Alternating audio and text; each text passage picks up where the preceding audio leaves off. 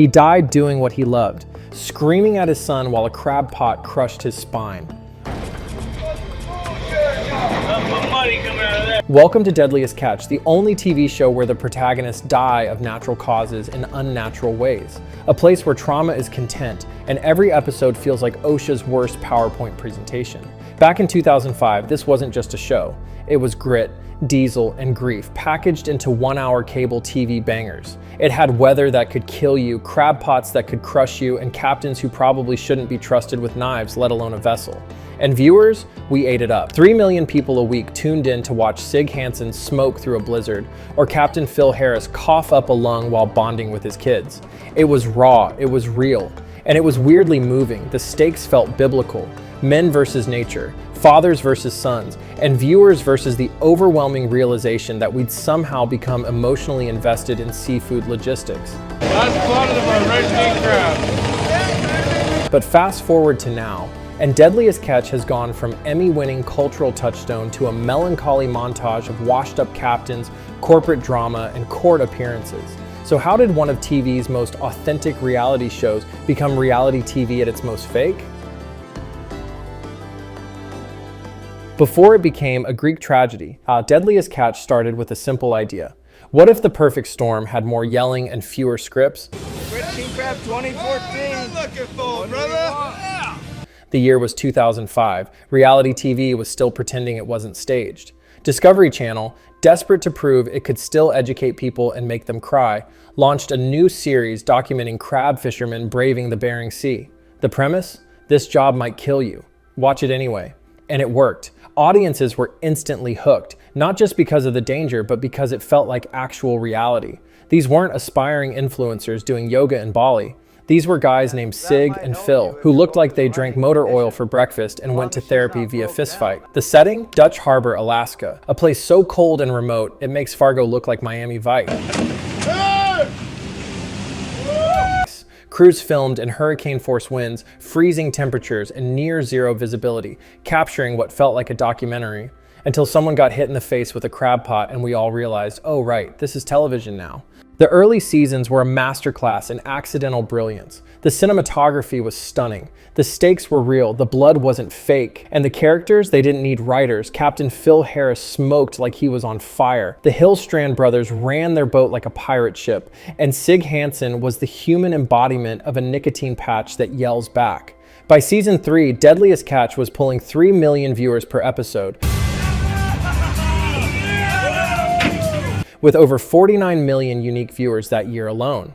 It aired in 170 countries. The show won multiple Emmys, launched spin-offs, fan conventions, merch lines, and even inspired a generation of people to say, I could totally do that, until they learned what frostbite feels like. This was Discovery Channel's golden era. No sharks with lasers, no gold miners with zero gold, just crabs, chaos, and charisma. But as with all great things in America, once the merch hits Walmart, the downfall is inevitable. Happen overnight.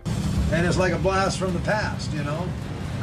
Like any great American downfall, it began with contracts, lawsuits, and questionable firework decisions. The first real sign that Deadliest Catch was cracking came in 2010, when Discovery Channel, the network that built a brand on trust the process, decided to sue 2 of its most beloved stars. The Hillstrand brothers, aka the chaotic neutral pirates of the Time Bandit, got slapped with a $3 million lawsuit for allegedly bailing on a spin-off project called Hillstranded. Discovery demanded extra footage. The Hillstrands said no, and Sig Hansen threatened to walk out in solidarity. So let's recap. 1 minute, they're heroes of the working class. The next, they're threatening to strike like they're in Deadliest Catch.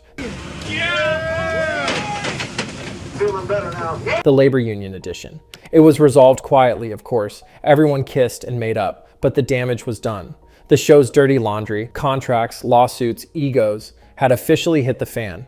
And suddenly, Deadliest Catch didn't feel quite so real anymore. But hey, that's TV. What's a little legal drama compared to, say, blowing a crew member's hand off with a rogue firework? Enter 2013. Deckhand David Beaver Zielinski is on the Time Bandit when a promotional firework, yes, part of their merchandising, explodes prematurely in his hand. Dave's down, Dave's down. Come here. He sues the Hillstrands. A jury awards him $1.35 million, and fans everywhere quietly ask, why the hell were you lighting fireworks on a fishing vessel? So by this point, Deadliest Catch had shifted from look how dangerous fishing is to look how dangerous the branding is. But that wasn't even the worst of it, because while the producers were busy dodging lawsuits, Deadliest Catch began losing something far more valuable: its soul. In 2010, beloved Captain Phil Harris died from a stroke.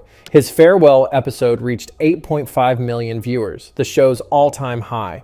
It was moving, it was heartbreaking, it was kind of a turning point. Because here's the thing, Deadliest Catch wasn't just about catching crabs. It was about Phil. It was about Sig. It was about the rough around the edges dad who chain smoked through every storm but still hugged his sons in the galley like it was the Last Supper. Yeah, baby. When Phil died, the show lost its emotional anchor. Sure, the producers tried to fill the void. New boats, new captains, new drama. But it wasn't the same. Instead of stoic men braving nature, we got greenhorns crying in the freezer and captains acting like real housewives with beards. The cracks deepened. Then came the lawsuits. Again. In 2020, Nick Mavar, a veteran deckhand, ruptured his appendix during filming.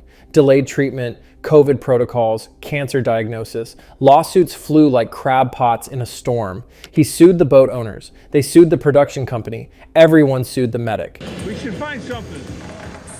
It was Deadliest Catch, Grey's Anatomy edition, but with more frostbite and fewer ethics. And then came the part where the show went from dark to full-blown crime documentary. Let's talk about Sig Hansen, the face of the franchise. In 2017, Sig celebrated his birthday by getting arrested for spitting on an Uber driver and kicking the guy's car. Because nothing says happy 51st like being legally banned from Lyft. But wait, there's more. In 2018, Sig's estranged daughter reopened a child molestation case against him from the 1990s. It's like a bunch of starfish. The details?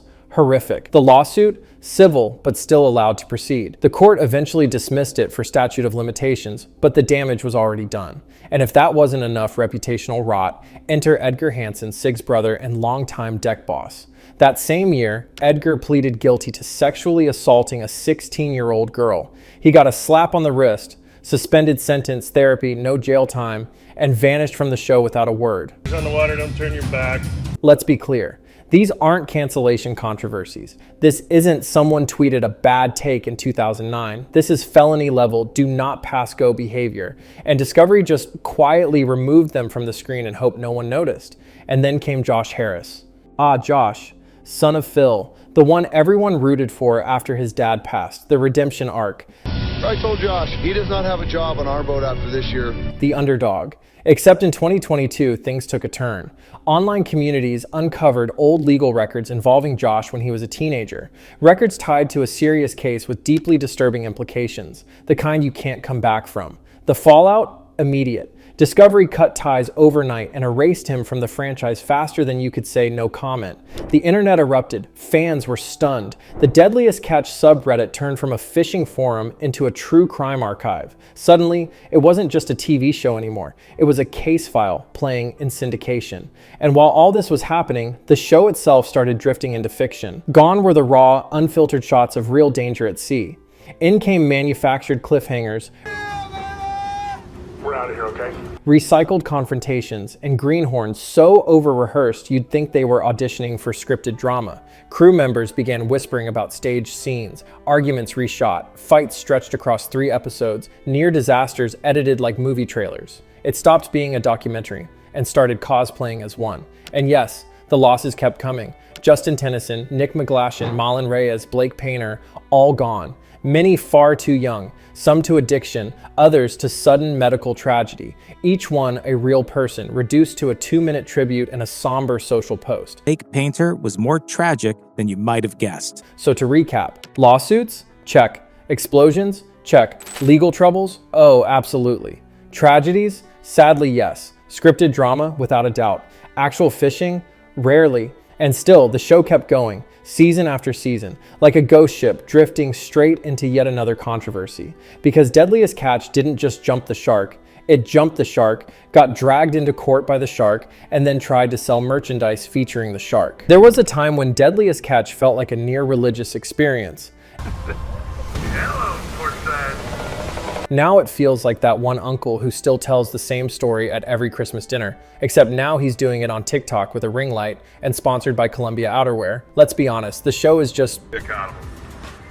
Made him up good, and we'll see what happens. boring now. Not in the nothing happens kind of way, but in the everything happens exactly like it did last season kind of way.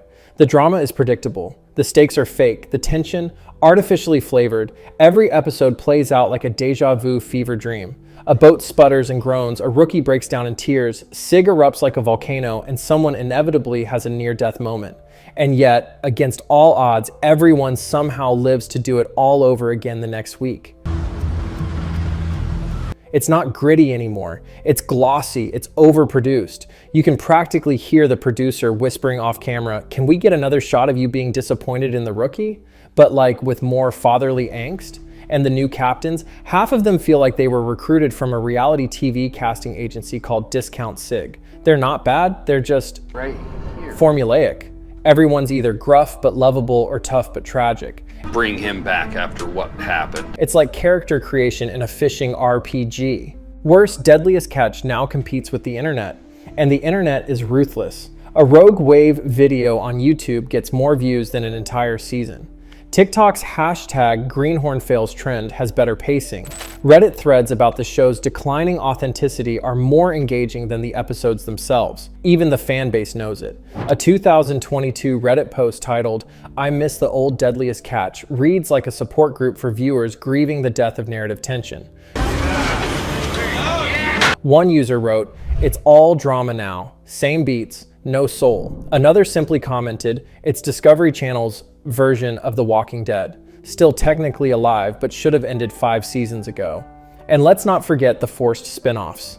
Deadliest Catch The Bait, Deadliest Catch Bloodline, Deadliest Catch Dungeon Cove. It's like the Marvel Cinematic Universe of emotional trauma, only less compelling, and more likely to end in litigation. At this point, the most suspenseful part of the show is guessing which captain's mugshot will go viral next. At its best, Deadliest Catch was a raw, unfiltered glimpse into one of the most dangerous jobs on the planet, a show that respected labor, acknowledged pain, and never flinched at tragedy. It told the story of broken backs and broken families, of storms that didn't care about your quotas, and fathers who didn't know how to say, "I love you," without yelling it across a wet deck. So we can keep going on this string. It meant something, but like every reality show that lingers too long, it became what it swore to destroy. The authenticity faded, the cast collapsed under its own mythology, and the ocean, once the show's deadliest character, was replaced by dead-eyed greenhorns and legally mandated disclaimers. The show tried to sell us a dream, that ordinary, rough-around-the-edges men could become folk heroes just by doing their job well. And for a while, we believed it. But then the lawsuits came, the scandals came, the deaths came, and we were forced to confront the truth. Maybe the sea was never the biggest threat. Maybe it was the cameras. Crab count 5-1, 51. Because how do you keep something real after 20 seasons, 10 lawsuits, 5 overdoses, 3 criminal cases, and a fireworks accident? You don't. You just keep filming and hope the ratings hold. So can Deadliest Catch be saved? Honestly, do we even want it to be? Maybe it's time we let it go. Let the boats sail into foggy rerun syndication. Let the captains fade into YouTube compilations and Reddit lore. Let us remember it not as the reality show it became, but as the documentary it almost was. Like, subscribe and tell us which TV show Discovery should not give a spin-off to next. And remember, there's no crying in the crab pot unless it's a ratings strategy.